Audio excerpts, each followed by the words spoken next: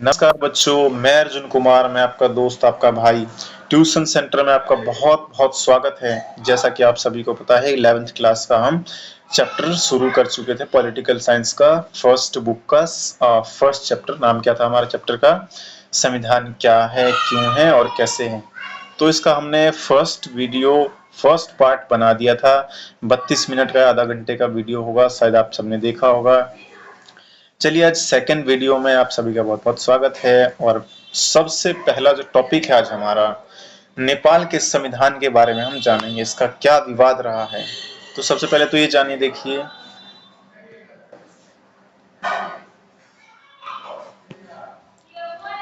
नेपाल का संविधान,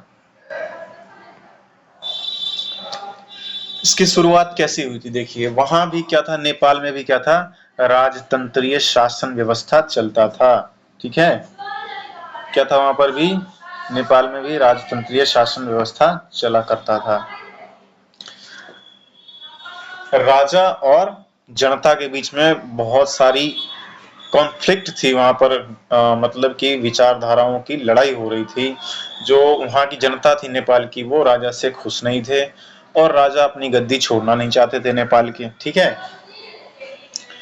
तो राजा ने क्या किया, वहां कई बार अपने तरीके से संविधान बनाया, राजतंत्रीय वाला। राजा अपनी खुद अपना संविधान बनाया, लेकिन जनता ने वहां का स्वीकार नहीं किया।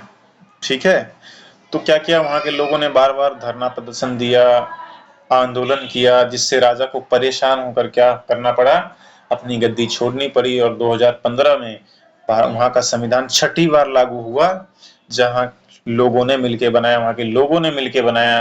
लोकतंत्रीय शासन व्यवस्था वहां 2015 से आज तक कायम है वहां पर नेपाल में। तो चलिए एक बार पढ़ लेते हैं इसको हम। नेपाल के संविधान का निर्माण और विवाद का क्या मसला रहा है। संविधान बनाना कोई आसान और सुगम काम नहीं था। ठीक है, इतना इजी और इतना सुलभ काम नहीं था। नेपाल संविधान बनाने की एक जटिल प्रक्रिया का उदाहरण है। मतलब कि बहुत ज्यादा समस्याएं नेपाल को संविधान को बनाने में, नेपाल के संविधान को 1948 के बाद से नेपाल में 5 संविधान बनाए जा चुके हैं। ठीक है, कब कब, 1948, 1951, 1959, 1962 और 1990 में। लेकिन ये सभी संविधान नेपाल नरेश द्वारा प्रदान किए गए थे। ठीक है, मतलब नरेश का मतलब है वहां के राजा, नेपाल के राजाओं ने, मतलब वहां के राजा ने बनाए थे जो 5 बार संविधान बनाए। ठीक है, इसलिए लोग खुश नहीं होते थे। 1990 में संविधान द्वारा बहुदलीय लोकतंत्र की शुरुआत की गई, पर अनेक क्षेत्रों में नरेश के पास अंतिम शक्तियां बनी रही। फिर से 1990 में लोकतंत्रीय शासन व्यवस्था के नाम पर एक संविधान फिर से बनाया गया। ठीक है, लेकिन उसमें भी राजा के पास सबसे ज्यादा पावर जो था, वो राजा के पास ही था। इसलिए पिछले वर्षों में नेपाल में सरकार और राजनीति की पुनर्संरचना के लिए सशस्त्र राजनीतिक आंदोलन चल रहा था। फिर से राजनीति की स्थापना के लिए और लोकतंत्रीय शासन को व्यवस्थित करने के लिए नेपाल में वहां के लोगों ने बार बार प्रोटेस्ट किया, बार बार आंदोलन किया। ठीक है, उसमें प्रमुख मुद्दा यही था कि संविधान में राजा की भूमिका क्या होनी चाहिए। नेपाल के कुछ समूह राजतंत्र नामक संस्था को ही खत्म करने और गणतांत्रिक सरकार की स्थापना के पक्ष में थे। मतलब कि वहां कुछ ऐसे माओवादी पार्टी थे और कुछ लोगों का समूह था जो कि राजतंत्रीय शासन को बिल्कुल ही खत्म कर देना चाहते थे और लोकतांत्रिक सरकार को, लोकतंत्र वहां पर स्थापित करना था चाहते थे। ठीक है, इंग्लिश वाले बच्चे ध्यान देना, डेमोक्रेटिक गवर्नमेंट को स्टैब्लिश करना चाहते थे वहां पर। ठीक है, वहां के जनता, मतलब सिटीजन्स, और वहां के जो किंग थे, नेपाल का राजा, उन दोनों के बीच में कॉन्फ्लिक्ट चलता था। ठीक है, इसलिए वहां के किंग ने 5 टाइम्स कॉन्स्टिट्यूशन को बनाया, अपने अकॉर्डिंग बनाया। लेकिन वहां के जो लोग थे, वहां का सिटीजन्स थे, कहाँ के, नेपाल के, वो खुश नहीं थे। इसलिए बार बार राजा और जनता के बीच में कॉन्फ्लिक्ट होता रहता था। लोगों का मानना था कि राजा की सीमित भूमिका के साथ संवैधानिक राजतंत्र बना रहना उपयोगी रहेगा। स्वयं राजा भी शक्तियों को छोड़ने के लिए तैयार नहीं था। राजा ने अक्टूबर 2002 में समस्त शक्तियों को अपने हाथ में ले लिया। फिर से राजा ने क्या किया, देखो, 1990 में फिर से संविधान लागू हुआ और 2002 में राजा ने फिर से अब सारे के सारे पावर को अपने हाथ में ले लिया। फिर से नेपाल में राजतंत्रीय शासन व्यवस्था आ गया, मोनार्किज्म सिस्टम आ गया फिर से नेपाल में। बहुत सारे राजनीतिक दल और संगठन एक नई संविधान सभा के गठन की मांग कर रहे थे। ठीक है, नेपाली कम्युनिस्ट पार्टी माओवादी जनता द्वारा चुनी गई संविधान सभा के संघर्ष में सबसे आगे थी। अंततः जन प्रदर्शन के दबाव के सामने झुकते हुए राजा को एक ऐसी सरकार बनवानी पड़ी जो आंदोलनकारी दलों को स्वीकार्य थी। इस सरकार ने राजा की लगभग सभी शक्तियां छीन ली। 2008 में नेपाल ने राजतंत्र को खत्म किया और लोकतांत्रिक गणराज्य बन गया।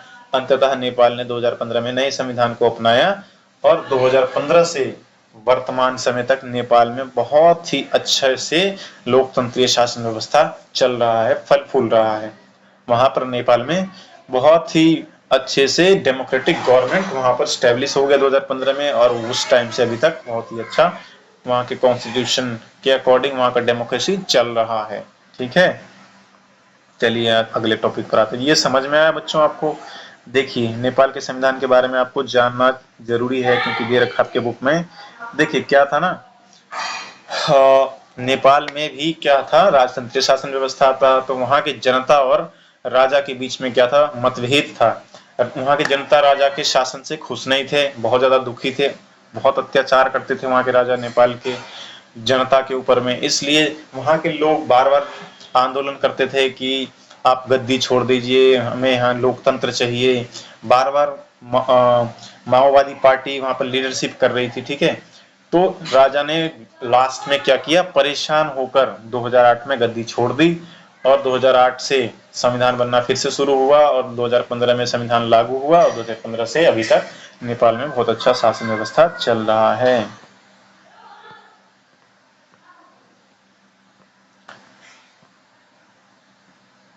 अब देखो भारतीय संविधान कैसे बना, अब इसके बारे में हम पढ़ते हैं।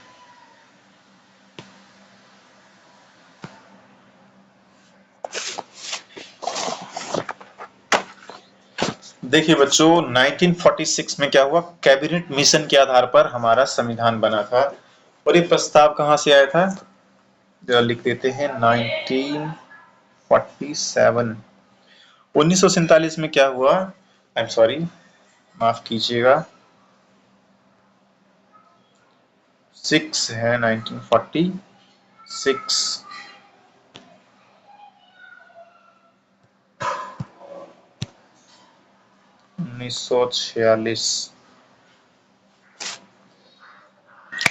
1946 में वो क्या हुआ ना, ब्रिटेन में पार्लियामेंट में क्या हुआ, एक कानून पास हुआ, कैबिनेट मिशन वहां से आया भारत। 3 सदस्यों वाला, 3 मेंबर्स वाला एक टीम आया भारत का संविधान बनाने के लिए। ठीक है, तो वहां के पार्लियामेंट में जो प्राइम मिनिस्टर उस टाइम पर इटली था, नाम ही था उसका प्राइम मिनिस्टर का इटली, और लेबर पार्टी की सरकार थी। ठीक है, कहां पर, ब्रिटेन में, इंग्लैंड में। तो वहां के पार्लियामेंट से, वहां से संविधान से एक कानून, एक प्रस्ताव पारित हुआ, ये कैबिनेट मिशन। ठीक है, कि ये कैबिनेट मिशन भारत जाएगा, 3 सदस्यों वाला टीम, और भारत का संविधान बनवाएगा। ठीक है, कैबिनेट मिशन के आधार पर संविधानिक सभा का निर्माण ब्रिटिश सरकार, जो लेबर पार्टी की थी, प्राइम मिनिस्टर इटली थी उस टाइम पर। ठीक है, उसने क्या किया, 3 सदस्यों वाला एक मिशन भारत भेजा, भारत के संविधान को बनाने के लिए, जिसे 1946 का कैबिनेट मिशन के नाम से जाना जाता है। ठीक है बच्चों, अब देखिए जनसंख्या के आधार पर इस टीम ने क्या किया, इस जो 3 सदस्यों वाला टीम था, जो ब्रिटेन से भेजा गया था, ब्रिटेन के पार्लियामेंट से भेजा गया था भारत का संविधान बनाने के लिए, इसने क्या किया, प्रत्येक 10 लाख लोगों पर हमारे देश में एक एमपी को इलेक्ट किया गया। ठीक है, 93 सदस्य देशी रियासतों के थे। अब बच्चों आपको पता है देशी रियासत क्या होता है, चलिए आप 12th क्लास में आओगे तो इसके बारे में डिटेल में जानोगे। जरा आप 11th क्लास में इतना समझ लीजिए कि देखिए देशी रियासत या फिर प्रिंसियल स्टेट्स, इंग्लिश वाले बच्चों जरा ध्यान देना, प्रिंसियल स्टेट्स क्या था या फिर देशी रियासत क्या था। हमारा भारत क्या था, आजादी से पहले 2 भागों में विभाजित था।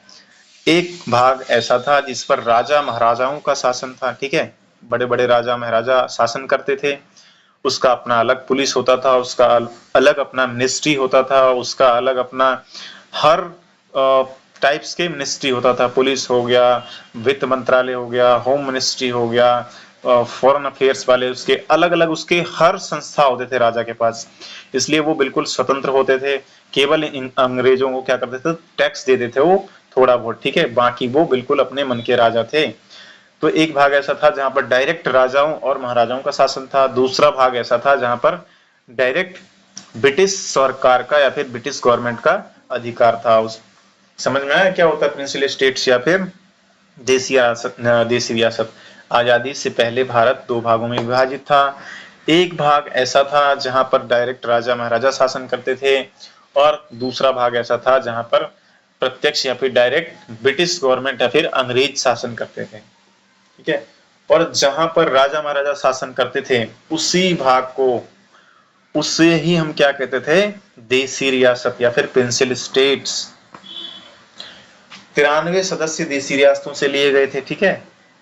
और टोटल मिलाकर 389 मेंबर्स संविधान सभा में चुने गए थे संविधान बनाने के लिए। लेकिन जब भारत आजाद हो गया, 14-15 अगस्त के मध्य रात्रि को जब भारत आजाद हुआ, जैसे ही पाकिस्तान और भारत उसी दिन क्या हुआ, अलग हो गया।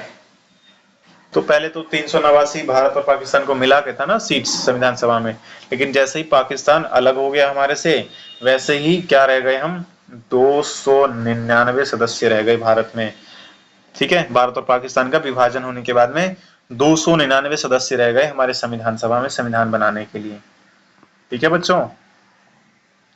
अब चलिए हम आगे आते हैं, जरा समझते हैं कि संविधान सभा की पहली बैठक कब हुई। संविधान बनाने के लिए संविधान सभा की पहली बैठक हुई 9 दिसंबर, 11 दिसंबर, और तीसरी है 13 दिसंबर 1946। इसमें भी 1946 है, ठीक है। 1946 में पहला मीटिंग कब था, 9 दिसंबर 1946 को। इस दिन क्या हुआ था, देखिए, संविधान बनाने के लिए जो फर्स्ट मीटिंग हुआ था 9 दिसंबर 1946 को। 9 दिसंबर 1946 को क्या हुआ, डॉक्टर सच्चिदानंद सिन्हा जी को अस्थायी सदस्य चुना गया था, ठीक है। आनन फानन में, जल्दबाजी में क्या किया गया, डॉक्टर सच्चिदानंद सिन्हा को अस्थायी सदस्य बना दिया गया। मतलब कि अस्थायी अध्यक्ष कौन होता है, मैं सॉरी माफी चाहूंगा बच्चों, सदस्य नहीं, अध्यक्ष बोलते हैं, जो स्पीकर होता है, जो हमारे संसद में भी, पार्लियामेंट में स्पीकर कौन है, हमारे लोकसभा के स्पीकर वर्तमान समय में ओम बिरला जी हैं, और राज्यसभा के स्पीकर जगदीप धनखड़ जी हैं, ठीक है। भारत के उपराष्ट्रपति पदेन सभापति होते हैं राज्यसभा के, मतलब कि राज्यसभा के स्पीकर है कौन, भारत के उपराष्ट्रपति। और भारत के उपराष्ट्रपति कौन है वर्तमान समय में, जगदीप धनखड़ जी। और लोकसभा के ओम बिरला जी। तो चलिए सबसे पहले 9 दिसंबर 1946 की बात कर लेते हैं। इस दिन क्या हुआ था, समझ में आपको, अस्थायी अध्यक्ष को चुना गया, टेम्परेरी स्पीकर को इलेक्ट किया गया था आनन फानन में, जल्दबाजी में। पर 11 दिसंबर को क्या किया गया, डॉक्टर सच्चिदानंद सिन्हा को हटाकर और अस्थायी सदस्य, अस्थायी अध्यक्ष को चुना गया। मतलब परमानेंट स्पीकर को इलेक्ट किया गया कब, 11 दिसंबर 1946 को। स्पीकर कौन होता है आप जानते हो कभी? देखिए बच्चों, जैसे कि स्कूल होता है ना, स्कूल में जो टीचर होता है, टीचर बैठा होता है, पढ़ाता रहता है, सबकी बातें सुनता है, और क्या करता है, बच्चे सुनते रहते हैं टीचर की बातें, वो अपनी अपनी क्वेरी बताते रहते हैं। वैसे ही जो मेंबर ऑफ पार्लियामेंट होता है, सदस्य होता है, वो नीचे बैठे रहते हैं, और ऊपर सबसे ऊपर कौन होता है, स्पीकर। स्पीकर सबकी बातें सुनता है, सबके एरिया की समस्याओं को सुनता है, ठीक है, और फिर उस समस्या के ऊपर में काम करता है स्पीकर। तो स्पीकर क्या होता है, लोकसभा या राज्यसभा का या फिर संविधान सभा का सबसे बड़ा एक पद होता है, जो कि सभी की बातों को सुनता है। तो स्पीकर, फर्स्ट स्पीकर कौन था हमारा, ये संविधान सभा का 1946 में 9 दिसंबर 1946 की पहली बैठक हुई थी, ठीक है। याद रखना 3 इंपॉर्टेंट डेट है संविधान बनाने की, इसको हमेशा याद रखना, कभी भूलना मत। 9 दिसंबर 1946, 11 दिसंबर 1946 और 13 दिसंबर 1946, ठीक है। एक एक दिन छोड़ के हैं, बहुत इजी से आपको याद हो जाएगा। 9 दिसंबर 1946 को क्या हुआ था, आपको पता ही है, बार बार बता दिया मैंने, एक बार फिर से सुन लीजिए। डॉक्टर सच्चिदानंद सिन्हा को अस्थाई अध्यक्ष चुना गया था। इंग्लिश वाले बच्चों देखना जरा ध्यान देना। 9 दिसंबर 1946 को क्या हुआ था, डॉक्टर सच्चिदानंद को टेम्परेरी स्पीकर इलेक्ट किया गया था जल्दबाजी में, ठीक है। और 11 दिसंबर 1946 को क्या हुआ था, डॉक्टर राजेंद्र प्रसाद को अस्थाई अध्यक्ष चुन लिया गया था। अब ये सवाल उठता है कि उन्हें क्यों हटाया और डॉक्टर राजेंद्र प्रसाद को क्यों अस्थाई अध्यक्ष बना दिया गया। क्योंकि देखिए, डॉक्टर राजेंद्र प्रसाद जी को इसलिए बनाया गया था अस्थाई अध्यक्ष क्योंकि डॉक्टर सच्चिदानंद सिन्हा के ना तबीयत खराब थी और उनकी उम्र भी बहुत ज्यादा हो चुका था, 70-75 के आसपास था, ठीक है। तो ये बहुत ज्यादा बूढ़े हो चुके थे और उनकी हेल्थ बिल्कुल ठीक नहीं थी, स्वास्थ्य ठीक नहीं था उनका। इसलिए 11 दिसंबर 1946 को परमानेंट स्पीकर या फिर अस्थाई अध्यक्ष डॉक्टर राजेंद्र प्रसाद को चुन लिया गया। 11 दिसंबर 1946 को क्या हुआ, पंडित जवाहरलाल नेहरू जी ने क्या किया, उद्देश्य प्रस्ताव पेश किया गया। और इसी दिन एक और महत्वपूर्ण काम किया गया, डॉक्टर बाबा साहब भीमराव अंबेडकर जी ने, जो कि ड्राफ्टिंग कमेटी के चेयरमैन थे, उन्होंने क्या किया, दो काम हुआ इस दिन। सब उनको क्या किया गया, ड्राफ्टिंग कमेटी का चेयरमैन नियुक्त किया गया डॉक्टर बाबा साहब भीमराव अंबेडकर को। और जो कानून के विद्वान थे वो इतने बड़े डॉक्टर बाबा साहब भीमराव अंबेडकर को कानून मंत्री का पद उनको दिया गया। और क्या दिया गया उनको, डॉक्टर बाबा साहब भीमराव अंबेडकर को ड्राफ्टिंग कमेटी का चेयरमैन बनाया गया उस दिन, ठीक है। दो काम समझ में आ गया। 13 दिसंबर को क्या हुआ, पंडित जवाहरलाल नेहरू जी ने क्या किया, भारत का उद्देश्य प्रस्ताव पारित किया। और दूसरा काम क्या हुआ था उस दिन, डॉक्टर बाबा साहब भीमराव अंबेडकर को ड्राफ्टिंग कमेटी का चेयरमैन नियुक्त किया गया था और विधि मंत्री के रूप में भी उनको नियुक्त किया गया था। किसको, डॉक्टर बाबा साहब भीमराव अंबेडकर को। विधि मंत्री का मतलब होता है लॉ मिनिस्टर, कानून मंत्री, कानून के विद्वान, ठीक है। अब आगे जरा हम जान लेते हैं, आइए। संविधान कितने सब तैयार कब हो गया था, पहली बैठक 9 दिसंबर 1946 को हुई और जो आखिरी बैठक थी वो कब हुआ, 26 नवंबर 1949 को बनकर हमारा तैयार हो गया था संविधान, ठीक है। 13 दिसंबर 1946 को उद्देश्य प्रस्ताव पारित किया किसने, पंडित जवाहरलाल नेहरू ने। इसमें क्या था एक बार समझ लीजिए। उद्देश्य प्रस्ताव क्या था, आपने हर बुक के हर पहले या दूसरे पेज पे आपने देखा होगा कि एक प्रियम्बल है जिसे हम उद्देश्य प्रस्ताव के नाम से जानते हैं। हम भारत के लोग, हम भारत को एक संपूर्ण प्रभुत्व समाजवादी पंथनिरपेक्ष गणतंत्रात्मक गणराज्य बनाने के लिए तथा उसके समस्त नागरिकों को राजनीतिक, आर्थिक और सामाजिक न्याय दिलाने के लिए तथा उन सब में व्यक्ति की गरिमा, राष्ट्र की एकता और अखंडता सुनिश्चित करने वाली बंधुता को बढ़ाने वाली आज इस संविधान सभा को 26 नवंबर 1949 ईस्वी को मिति मार्ग शुक्ल सप्तमी इत द्वारा हम सभी भारतीय इस संविधान सभा को आत्मर्पित और अंगीकृत अधिनियमित करते हैं, ठीक है। कब, 26 नवंबर 1949 ईस्वी को। तो ये उद्देश्य प्रस्ताव का मतलब क्या था, एक एक शब्दों का मतलब अगर हम जाने तो बहुत ज्यादा टाइम लग जाएगा, ठीक है। इसका क्या मतलब होता है, इस संविधान सभा का जो तीसरी जो बैठक थी 13 दिसंबर 1946 को, तो नेहरू जी ने जो उद्देश्य प्रस्ताव पेश किया था, वो जो उद्देश्य है, जैसे कि मैंने बताया कि हम भारत के लोग, हम भारत को एक संपूर्ण प्रभुत्व संपन्न समाजवादी पंथनिरपेक्ष गणतंत्रात्मक गणराज्य बनाने के लिए, जो यहाँ से शुरू होता है हम भारत के लोग, तो ये जो है ना प्रियम्बल, ये किसने दिया, किसने बनाया, किसने पेश किया, पंडित जवाहरलाल नेहरू ने। इसका मतलब क्या है, ये भारत संविधान का कुंजी और दर्पण भी कहा जाता है, ठीक है। दर्पण का मतलब है डायरेक्ट देख लो शीशे में और अपने आप दिख जाएगा अपना शकल। कुंजी का मतलब है ताला खोलो, फटाक से अंदर की घर के सब सामान दिखाई देने लगेगा। वैसे ही संविधान का ये उद्देश्य प्रस्ताव है कि उद्देश्य प्रस्ताव को जान लो, वैसे संविधान के बारे में आपको लगभग नॉलेज हो जाएगा कि हमारा संविधान क्या है, ठीक है।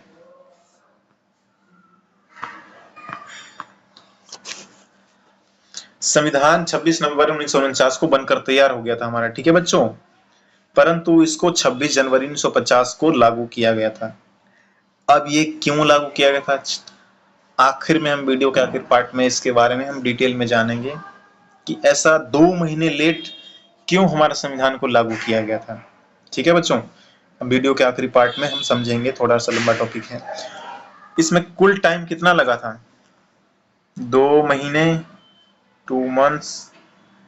आई एम सॉरी बच्चों, देखिए जरा इसको मैं काट देता हूं।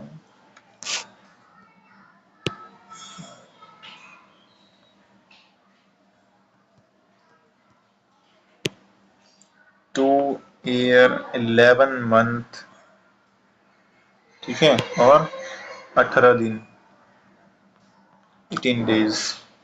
हमारे इस संविधान को बनाने में कितना टाइम लगा था, 2 साल 11 महीने और 18 दिन, ठीक है, 3 साल में 12 दिन कम। और कुल बैठकें कितनी हुई थी, मीटिंग्स जो हुए थे वो कितने हुए थे, 165 मीटिंग्स हुए थे टोटल। हमारे संविधान को बनाने में 165 बैठकें हुई थी, 165 मीटिंग्स हुए थे हमारे कॉन्स्टिट्यूशन को बनाने के लिए, ठीक है। इंग्लिश वाले बच्चों जरा ध्यान देना, जैसे कि मैंने बताया 26 नवंबर 1949 को हमारा कॉन्स्टिट्यूशन रेडी हो गया था बनके, बट हमने उसे कब अप्लाई किया, 26 जनवरी 1950 को हमने इसे क्यों अप्लाई किया, इसके बारे में हम वीडियो के आखिरी पार्ट में जानेंगे, ठीक है। जरा यहाँ देख लेते हैं,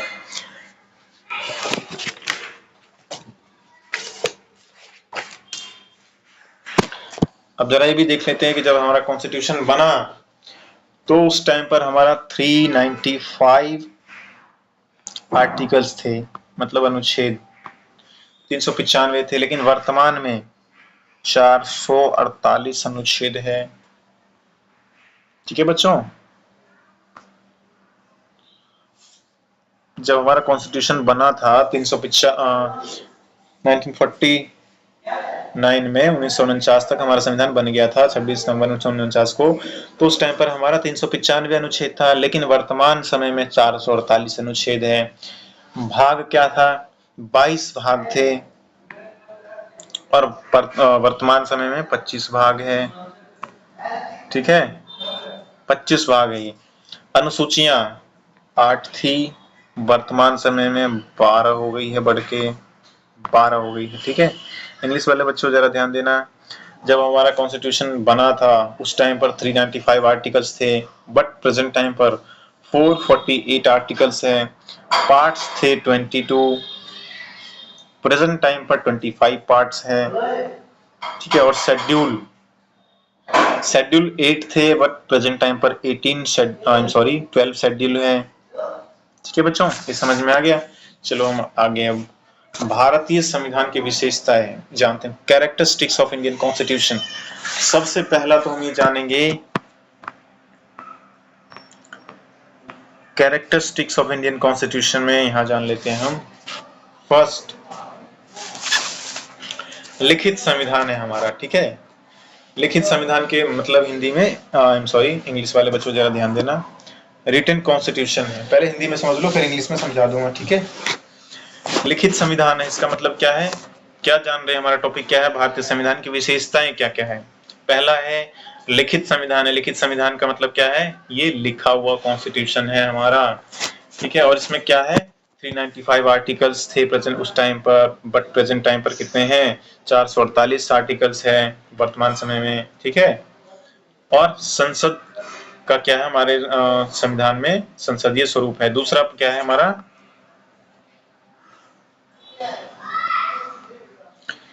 दूसरी विशेषताएं क्या है हमारे कॉन्स्टिट्यूशन की, संसदीय शासन प्रणाली है हमारे पास। संसदीय शासन प्रणाली का मतलब जानते हैं आप क्या होता है बच्चों, पार्लियामेंट्री सिस्टम। पार्लियामेंट किसे कहते हैं, संसद किसे कहते हैं, देखिए संसद लोकतंत्र का एक ऐसा मंदिर है जहां पर हमारे द्वारा चुने हुए प्रतिनिधि बैठते हैं और हमारे लिए क्या करते हैं, कानून बनाते हैं, हमारी समस्याओं का समाधान करते हैं, देश की समस्याओं का समाधान करते हैं, ठीक है। संसद समझ में आया क्या हुआ, संसद क्या है, एक लोकतंत्र का मंदिर है जहां पर हमारे द्वारा चुने हुए प्रतिनिधि बैठते हैं और हम सबके लिए काम करते हैं, भारत के लिए काम करते हैं, भारत के सभी जनता के लिए, भारत की समस्याओं के ऊपर काम करते हैं, ठीक है। और संसद के बारे में जैसे मैंने पहले भी बताया, संसद का लोक 2 सदन है, द्विसदनीय सदन व्यवस्था है हमारे यहाँ संसद में, ठीक है। पहला क्या है, लोकसभा, और दूसरा राज्यसभा। लोकसभा में वर्तमान समय में स्पीकर कौन है, ओम बिरला जी हैं। राज्यसभा में कौन है, जगदीप धनखड़ जी, श्री जगदीप धनखड़ जी, रिस्पेक्ट के साथ नाम लेंगे हम उनका। थर्ड वाला है, जो थर्ड कैरेक्टरिस्टिक्स है कॉन्स्टिट्यूशन का, वो क्या है, कठोर और लचीला संविधान है हमारा। मतलब कि बहुत ज्यादा स्ट्रिक्ट भी है और बहुत ज्यादा फ्लेक्सिबल है। जो हमारा गवर्नमेंट है उनको कुछ ऐसे राइट्स मिला हुआ है कि वो बहुत इजीली किसी आर्टिकल्स में, जो आर्टिकल्स है हमारे पास, उसमें चेंजेस कर सकते हैं। लेकिन स्ट्रिक्ट, कठोर इसलिए है कि बहुत सारे आर्टिकल्स जो हमें फंडामेंटल राइट्स में दिए हुए हैं, ठीक है, उसमें वो चेंज नहीं कर सकते, बदलाव नहीं कर सकते हैं, ठीक है। जो हमारे भारतीय संविधान में हमें दे रखा है, क्या दे रखा है, नागरिकों को मौलिक अधिकार दे रखा है। 6 मौलिक अधिकार। कौन कौन से अधिकार दे रखा है, स्वतंत्रता का अधिकार, समानता का अधिकार, शोषण के विरुद्ध अधिकार, धार्मिक स्वतंत्रता का अधिकार, शिक्षा और संस्कृति का अधिकार।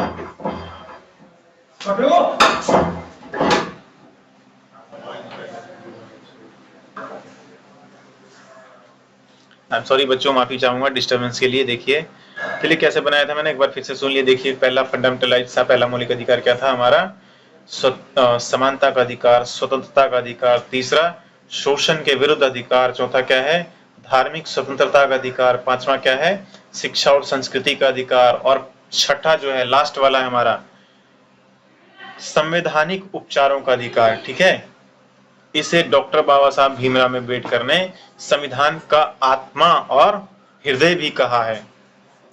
तो आपको समझ में आएगा कठोर और लचीला संविधान का मतलब क्या होता है। कठोर का मतलब है कुछ ऐसे आर्टिकल्स है हमारे संविधान में, कुछ ऐसे अनुच्छेद में जिसमें सरकार, पूर्ण बहुमत से आई हुई सरकार भी उसमें कुछ छेड़छाड़ नहीं कर सकती है, उस मौलिक अधिकार को नहीं छीन सकती है हमारे से। और लचीला का क्या मतलब होता है, लचीला संविधान का मतलब है कुछ अनुच्छेद ऐसे हैं हमारे संविधान में जिसमें सरकार बदलाव कर सकती है, वो भी जन कल्याणकारी नीतियों के लिए, देश को सही दिशा देने के लिए।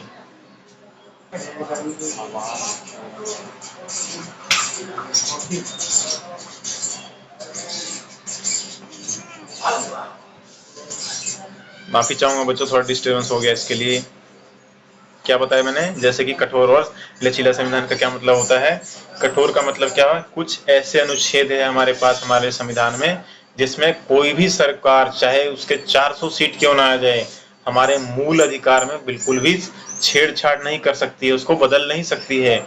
और लचीला संविधान का मतलब क्या है, कुछ अनुच्छेद ऐसा है हमारे संविधान में जिसमें सरकार जन कल्याणकारी नीतियों के लिए, देश के हित के लिए क्या कर सकता है, उसमें कुछ चेंजेस कर सकता है, लेकिन वो देश के हित के लिए होना चाहिए, अहित के लिए नहीं होगा।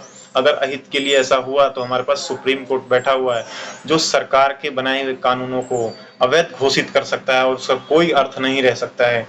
तो सरकार से भी सबसे बड़ा संस्था क्या है, सुप्रीम कोर्ट, जिसे सर्वोच्च न्यायालय के नाम से जाना जाता है। और सर्वोच्च न्यायालय का सीजेआई कौन है, चीफ जस्टिस ऑफ इंडिया कौन है, मुख्य न्यायाधीश कौन है हमारा अभी वर्तमान समय में भारत का, आपको पता होना चाहिए कौन है, डीवाई चंद्रचूड़ है उसका नाम, ठीक है। सुप्रीम कोर्ट में 35 बड़े बड़े क्या होता है, जज होता है, और एक बड़ा जज होता है जो सबसे सुप्रीम होता है, उसका क्या नाम है, डीवाई चंद्रचूड़। इसको इंग्लिश में कहते हैं CJI। सी का मतलब है जस्ट, एक बार लिख दूं मैं, CJ और I, सॉरी एक सेकंड देख लीजिए, CJI। सी का मतलब है चीफ, जे का मतलब है जस्टिस ऑफ इंडिया, आई का मतलब है India. Chief justice of India कौन है हमारा प्रेजेंट टाइम पर, डीवाई चंद्रचूड़ है, ठीक है, याद रखना। और चौथा है हमारा, अब जरा चौथे जान लेते हैं संविधान की चौथा विशेषताएं क्या है। केंद्र और राज्य सरकार के बीच शक्तियों का बंटवारा हो रखा है। हमारे पास क्या है, हमने क्या ले रखा है, कनाडा के कॉन्स्टिट्यूशन से संघवाद का प्रावधान ले रखा है। इसका क्या मतलब होता है कि जो हमारी सरकार की शक्तियां हैं वो एक जगह पर सीमित नहीं रहेगी केवल सेंट्रल गवर्नमेंट में, वो दो जगह पर, जैसे कि सेंट्रल गवर्नमेंट है, स्टेट गवर्नमेंट है, लोकल गवर्नमेंट है, जैसे स्थानीय स्वशासन कहते हैं, जिसे पंचायती राज व्यवस्था कहते हैं। ग्रामीण इलाकों में क्या किया गया 73वां संविधान के संशोधन के अकॉर्डिंग पंचायती राज व्यवस्था का प्रावधान किया गया। इसके अंदर क्या होता है, मुखिया, सरपंच, वार्ड, इसके अंदर ये होता है पंचायती राज व्यवस्था के अंदर, ठीक है, जहां पर ग्रामीण इलाका होता है। और शहरी इलाका में लोकल गवर्नमेंट में स्थानीय, ये जो हमने कहा स्थानीय सरकारी निकाय में क्या है, एमसीडीज है, म्युनिसिपल कॉर्पोरेशन ऑफ डिपार्टमेंट, जैसे कि यहाँ पर दिल्ली में बड़े बड़े शहरों में क्या होता है, एमसीडी होती है, नगर पालिका होती है, जिसे एनडीएमसी कहा जाता है। और दूसरा क्या है, एमसीडी में म्युनिसिपल कॉर्पोरेशन डिपार्टमेंट, जिसे बड़े बड़े शहरों में लागू किया जाता है। क्या है, सरकार की शक्तियों को थोड़ा सा तोड़ करके, कम कर करके क्या दिया गया है, स्थानीय स्वशासन में ट्रांसफर कर दिया गया है कि लो भाई अब तुम लोग संभालो, हम आप सभी को यहाँ से डायरेक्ट नहीं संभाल सकते हैं, ठीक है। तो उम्मीद करता हूँ आपको ये समझ में आया होगा स्थानीय स्वशासन, लोकल गवर्नमेंट का क्या मतलब होता है। चौथा चीज क्या है, जरा अब चौथा चीज हमने जान लिया है। और इसमें क्या होता है, जैसे कि मैंने बताया फेडरल सिस्टम में क्या होता है, संघवाद में क्या होता है, सरकार की शक्तियों में एक स्टेट लिस्ट होता है, एक यूनियन लिस्ट होता है, कंकरेंट लिस्ट होता है, संघ सूची होता है, संवर्धित सूची होता है, राज्य सूची क्या होता है। मतलब कि तीनों सरकार के क्या होता है, शक्तियों को बांट दिया गया है, बता दिया गया कि देखिए संघ सूची में आपका ये विषय है, जैसे कि रक्षा हो गया, विज्ञान हो गया, ऊर्जा हो गया, और बैंकिंग हो गया, रेलवे हो गया, एयरपोर्ट हो गया। तो देश की एकता और अखंडता के लिए जो भी विषय, जो भी टॉपिक बहुत ज्यादा नेसेसरी होता है, बहुत जरूरी होता है, वो सारे के सारे टॉपिक किसको दे दिए गए हैं, केंद्र सरकार को दे दिए गए हैं। और बाकी जो टॉपिक्स ऐसे हैं जो थोड़ा यूनिटी के लिए खतरा नहीं है, वो सेंट्रल स्टेट गवर्नमेंट को दे दिया गया, राज्य सरकार को दे दिया गया है, ठीक है। और तीसरा क्या है, यूनियन लिस्ट में अब समझ में आ गया, केंद्र सरकार का लिस्ट होता है, ऐसे ऐसे कानून बनाना, ऐसे ऐसे विषय जिसका यूनियन लिस्ट में उसको डाल दिया गया है। और स्टेट लिस्ट का मतलब क्या है, ऐसे ऐसे विषय जिस पर केवल केंद्र सरकार कानून बना सकती है। और कंकरेंट लिस्ट यानी कि समवर्ती सूची, इसका क्या मतलब होता है, ऐसे ऐसे टॉपिक्स जिस पर क्या कर सकते हैं, केवल दोनों मिलकर कानून बना सकती है, सेंट्रल गवर्नमेंट भी और स्टेट गवर्नमेंट भी मिलकर कानून बना सकती है, ठीक है। तो इसके बारे में भी हम बिल्कुल डिटेल में जानेंगे, ये क्या होता है, यूनियन लिस्ट क्या होता है, कंकरेंट लिस्ट क्या होता है, स्टेट लिस्ट क्या होता है, इसके बारे में डिटेल में जानेंगे। फिलहाल आप समझ लीजिए, ठीक है, मैं वीडियो बना रहा हूँ। तो आपको समझ आया बच्चों क्या होता है, केंद्र और राज्य सरकार के बीच शक्तियों का बंटवारा क्या होता है, फेडरल गवर्नमेंट होता है हमारे पास, संघवाद का हमारे पास प्रावधान है कि इसका मतलब क्या है, तीन सूचियों में हमारा जो पावर है गवर्नमेंट का उसको बांटा गया है, संघ सूची, समवर्ती सूची और राज्य सूची। इंग्लिश वाले बच्चों जरा ध्यान देना, स्टेट लिस्ट, कंकरेंट लिस्ट और यूनियन लिस्ट। अब तीनों लिस्ट के बारे में जैसे मैंने बता दिया है। यूनियन लिस्ट क्या होता है, ऐसे ऐसे विषय जिस पर केवल और केवल सेंट्रल गवर्नमेंट ही रूल और कानून बना सकता है। स्टेट लिस्ट क्या होता है, ऐसे और ऐसे विषय जैसे कि एजुकेशन हो गया, हेल्थ हो गया, और इससे रिलेटेड ऐसे विषय जो यूनिटी के लिए खतरा नहीं होता बिल्कुल, वो स्टेट के पास दे दिया गया है कि इस पर केवल और केवल स्टेट गवर्नमेंट ही रूल बनाएगा। और कंकरेंट लिस्ट का क्या मतलब होता है, इसे समवर्ती सूची हिंदी में कहते हैं। इसका मतलब ये होता है कि केंद्र और राज्य सरकार दोनों मिलकर ऐसे ऐसे विषय पर कानून बनाएंगे। बाकी इसका वीडियो जैसे कि मैंने बताया है बिल्कुल स्पेशल बनाऊंगा, आधे घंटे का 20-25 मिनट या 30 मिनट का बनेगा, क्योंकि बहुत बड़ा टॉपिक्स है, आपको मैंने थोड़ा सा आइडिया के लिए शॉर्ट में बता दिया है। अब चलिए संविधान का अगला विशेषता जानते हैं हम, क्या होता है धर्मनिरपेक्ष राज्य। इसका क्या मतलब होता है, पंथ निरपेक्ष या धर्मनिरपेक्ष राज्य क्या होता है।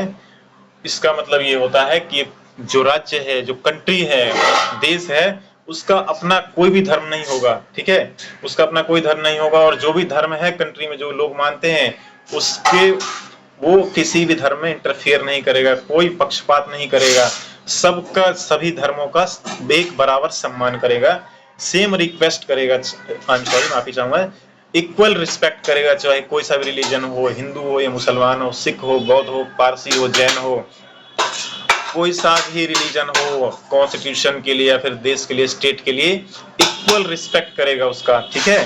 धर्मनिरपेक्ष राज्य का मतलब, या सोवर्निटी इसको इंग्लिश में कहते हैं। सोवर्निटी का मतलब क्या होता है कि स्टेट का कोई अपना रिलीजन नहीं होगा, मतलब कि देश का कोई अपना रिलीजन नहीं होगा, और जो कंट्री में रिलीजन है जो लोग मानते हैं उसमें स्टेट इंटरफेयर नहीं करेगा, और सभी रिलीजन का एक जैसा वैल्यू, एक जैसा सम्मान करेगा। ठीक है, तो 5 आपको समझ में आ गया कि 5 जो संविधान की विशेषताएं हैं, कैरेक्टरिस्टिक्स है, आपको समझ में आ गया। छठे कैरेक्टरिस्टिक्स की बात हम करते हैं, देखिए क्या होता है। वयस्क मताधिकार, इसको इंग्लिश में कहते हैं, इंग्लिश वाले बच्चों जरा ध्यान देना, यूनिवर्सल एडल्ट फ्रेंचाइज। ठीक है, यानी कि वयस्क मताधिकार का क्या मतलब है? वयस्क का मतलब होता है 18 साल हो जाना, ठीक है। मताधिकार का मतलब होता है वोट डालने का राइट्स। तो 18 वर्ष या फिर उससे जितने भी बड़े 18 वर्ष जो भी व्यक्ति कंप्लीट कर चुका हो, चाहे वो स्त्री हो, पुरुष हो, बूढ़े हो, बच्चे हो, छोटा हो, बड़ा हो, काला हो, गोरा हो, ठीक है, बूढ़े हो, जवान हो, सभी को वोट डालने का अधिकार है। सार्वभौमिक वयस्क मताधिकार या फिर वयस्क मताधिकार का ये अर्थ है, जो भी व्यक्ति 18 वर्ष अपना कंप्लीट कर चुका हो उसको वोट डालने का अधिकार है।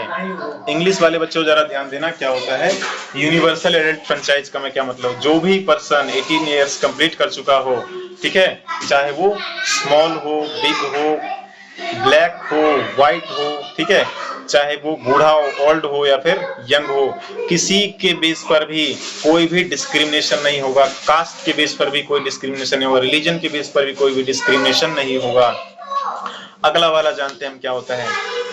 सातवां कैरेक्टरिस्टिक्स या सातवां जो विशेषताएं हमारे संविधान की, स्वतंत्र न्यायपालिका क्या होता है?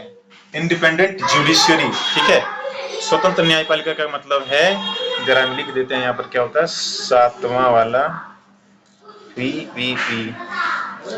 सेवेंथ कैरेक्टरिस्टिक्स ऑफ इंडिया का क्या होता है? आई एम सॉरी, हमारे जो संविधान है उसकी सातवीं विशेषताएं क्या है? सेवेंथ कैरेक्टरिस्टिक्स ऑफ हमारा इंडियन कॉन्स्टिट्यूशन। इसका मतलब ये है स्वतंत्र न्यायपालिका है हमारे पास, मतलब कि हमारा जो जुडिशियरी है, कोर्ट है हमारे पास, जो सुप्रीम कोर्ट है, डिस्ट्रिक्ट कोर्ट है, हाई कोर्ट है, इसके ऊपर किसी का कोई प्रेशर नहीं है। ठीक है, चाहे वो कोई मंत्री आ जाए, कोई प्राइम मिनिस्टर आ जाए, प्रेसिडेंट आ जाए, ठीक है, वो किसी के आगे नहीं झुक सकता। उसके पास पूरी पावर मिली हुई है कि वो अपना डिसीजन इंडिपेंडेंट होकर करे, इंडिपेंडेंट स्वतंत्र होकर करे। ठीक है, तो आपको ये समझ में आ गया। और आठवां जो है राज्य के नीति निर्देशक तत्व, इसको इंग्लिश में बोलते हैं DPSP।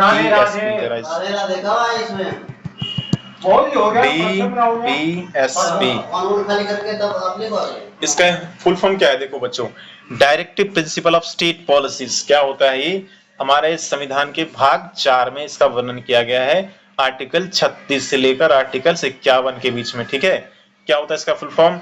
Directive principle of state policies, Hindi में इसको बोलते हैं राज्य के नीति निर्देशक तत्व। इसको कहां से लिया गया है? आयरलैंड के कॉन्स्टिट्यूशन से लिया गया है, आयरलैंड के संविधान से लिया गया है। ठीक है, इसका क्या मतलब होता है? ये एक ऐसा प्रावधान है जिसकी मदद से क्या करता है कोई भी सरकार, जन कल्याणकारी नीतियों को लागू करती है। ठीक है, जैसे कि गलियां बनाना, सड़कें बनाना, बिजली बनाना, खंबे बनाना, एजुकेशन के लिए काम करना, और हॉस्पिटल्स बनवाना, कॉलेजेस बनवाना। तो क्या हो गया? एक जन कल्याणकारी नीति हो गई। इसी DPSP का यूज करके ये सरकार क्या करती है? जन कल्याणकारी नीति को बनाती है, जिससे कि लोगों को फायदा होता है। लेकिन हम क्या कर सकते हैं, अगर हमारा फंडामेंटल राइट्स को अगर कोई छीनता है, जो हमारा मौलिक अधिकार होता है उसका हनन होता है, तो हम सीधा सुप्रीम कोर्ट जा सकते हैं या फिर कोई भी कोर्ट में जा सकते हैं। लेकिन हमारा ये जो है क्या है, हमारा directive principle of state policy, इसका अगर वॉयलेशन होता है, अगर इसको छीना जाता है, तो हम नहीं जा सकते हैं। ये सरकार को अधिकार है कि वो कानून बनाए या ना बनाए DPSP पर, directive principle of state policies पर। ठीक है, मैं उम्मीद करता हूँ आपको समझ आया। अगर आपको कुछ भी समझ नहीं आया हो तो आप लोग कमेंट करना, जो भी चीज आपको समझ नहीं आया हो मैं फिर से उसके ऊपर वीडियो बनाऊंगा और आपको फिर से अलग तरीके से आपको समझाऊंगा।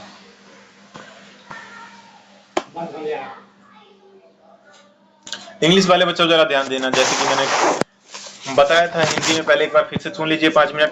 भारतीय संविधान की कैरेक्टरिस्टिक्स ऑफ इंडियन कॉन्स्टिट्यूशन क्या है? First of all, it is a written constitution. Written constitution means mention क्या है इसके अंदर? 395 आर्टिकल्स उस टाइम पर थे जब बनाया जा रहा था, और प्रेजेंट टाइम पर कितने आर्टिकल्स है? 448। उस टाइम पर कितने आर्टिकल्स थे जब बनाया गया था? 395। और पार्ट्स कितने थे? 22 थे। शेड्यूल कितने थे? 8 थे। लेकिन प्रेजेंट टाइम पर 448 आर्टिकल्स है, 25 पार्ट्स है, 12 शेड्यूल है, ठीक है। और अगला हम देखते हैं क्या होता है। अगला characteristics of parliamentary system, parliamentary form of government. We have a parliamentary form of government, ठीक है। मतलब क्या है पार्लियामेंट? क्या होता है? It is the temple of democracy where sit our representatives who is elected by us, ठीक है, and they makes rule and regulation for us, ठीक है। आपको समझ में आएगा। और क्या है? राज्यसभा का स्पीकर कौन है प्रेजेंट टाइम पर? जगदीप धनखड़ जी है। लोकसभा का स्पीकर कौन है प्रेजेंट टाइम पर? ओम बिरला जी है। और जैसे कि मैंने बताया थर्ड क्या है? इट स्ट्रिक्ट और फ्लेक्सिबल कॉन्स्टिट्यूशन है। फोर्थ क्या है? ये सेंटर और स्टेट गवर्नमेंट के बीच में पावर का डिस्ट्रीब्यूशन किया गया है। फेडरल गवर्नमेंट है हमारे पास। फिफ्थ क्या है? सोवन, हमारा कंट्री क्या है? सोवन कंट्री है। सोवनिटी का मतलब क्या होता है? अपना स्टेट का कोई रिलीजन नहीं होगा, और जो रिलीजन है, जो लोग रिलीजन को मानते हैं, वो सबका इक्वल रिस्पेक्ट करेगा। यूनिवर्सल एडेंट फ्रेंचाइज अगला है 6 वाला, मतलब कि जो भी पर्सन 18 ईयर्स कंप्लीट कर चुका हो उसके ऊपर क्या करेगा? किसी भी बेस पर उसके साथ में कोई डिस्क्रिमिनेशन नहीं होगा, चाहे वो किसी भी कास्ट का हो, किसी भी रिलीजन का हो, चाहे वो छोटा हो, बड़ा हो, बूढ़ा हो, बच्चा हो, स्त्री हो, पुरुष है, ठीक है, उसके साथ कोई भी डिस्क्रिमिनेशन नहीं होगा। 7th वाला क्या है हमारे पास? इंडिपेंडेंट जुडिशियरी है, मतलब कि किसी के आगे नहीं झुकती है हमारी न्यायपालिका। उसके पास बिल्कुल पावर है कोई भी रूल्स और रेगुलेशन बनाने का, और कोई भी डिसीजन देने का, कोई भी फैसला सुनाने का, किसी को भी कोई भी सजा सुनाने का उसके पास पूरी स्वतंत्रता है कॉन्स्टिट्यूशनल तरीके से। और आखिरी हमारा 8वां, राज्य के नीति निर्देशक तत्व, ठीक है। ये क्या था? DPSP, directive principle of state policy, ठीक है। समझ में आया होगा कि ये क्या बनाया गया है। आर्टिकल 36 से 51 तक हमारे गवर्नमेंट को पावर दिया गया है, किस लिए? कि आप सोशल वेलफेयर के लिए काम कीजिए इसका यूज करके, जैसे कि सड़कें बनवाना, स्ट्रीट्स को बनाना, गलियों को बनाना, और लाइट्स बनवाना, खंबे लगवाना, एजुकेशनल इंस्टीट्यूशंस बनाना, स्कूल्स कॉलेजेस बनाना, ठीक है। आपको समझ में आया उम्मीद करता हूं। और देखिए हम उद्देश्य प्रस्ताव की बात कर रहे थे, क्या था ये देखिए, प्रियम्बल की। इसको किसने पारित किया था? उद्देश्य प्रस्ताव को 13 दिसंबर 1946 को पंडित जवाहरलाल नेहरू जी ने पेश किया था। इसको संविधान सभा का कुंजी या दर्पण भी कहा जाता है, ठीक है। इंग्लिश वाले बच्चों जरा ध्यान देना। 13 दिसंबर 1946 को पंडित जवाहरलाल नेहरू ने इसे पास किया था। किसको? प्रियम्बल को, जिसे with the people of India यहाँ से शुरुआत होता है, जिसकी हम भारत के लोग, हम भारत को एक संपूर्ण प्रभुत्व संपन्न समाजवादी पंथ निरपेक्ष गणतंत्रात्मक गणराज्य बनाने के लिए तथा उन सब में व्यक्ति की गरिमा और राष्ट्र की एकता और अखंडता सुनिश्चित करने वाली बंधुता को आज मिति मार्ग शुक्ल सप्तमी एतद द्वारा इस संविधान सभा को अंगीकृत, अधिनियमित तथा आत्मर्पित करते हैं। अब जरा अगला हम देखते हैं क्या है। वीडियो तो बहुत लंबी हो चुकी है, देखते हैं क्या हम अगला टॉपिक उठाने वाली है या नहीं। बहुत बड़ा टॉपिक है, इसमें काफी टाइम लग जाएगा। चलिए हम अगले टॉपिक्स, जो हमारा जो भी अगला टॉपिक बचा हुआ है, आगे के जो पार्ट्स आएंगे, हमारा थर्ड पार्ट आएगा, उसमें हम कंप्लीट कर देंगे। 43 मिनट्स का लगभग वीडियो बन चुका है। तो बच्चों इस वीडियो को देखना, खूब प्यार देना, खूब लाइक और कमेंट्स करना, ठीक है। सब्सक्राइब करना, अपने दोस्तों के पास भेजना अच्छा लगे तो, ठीक है।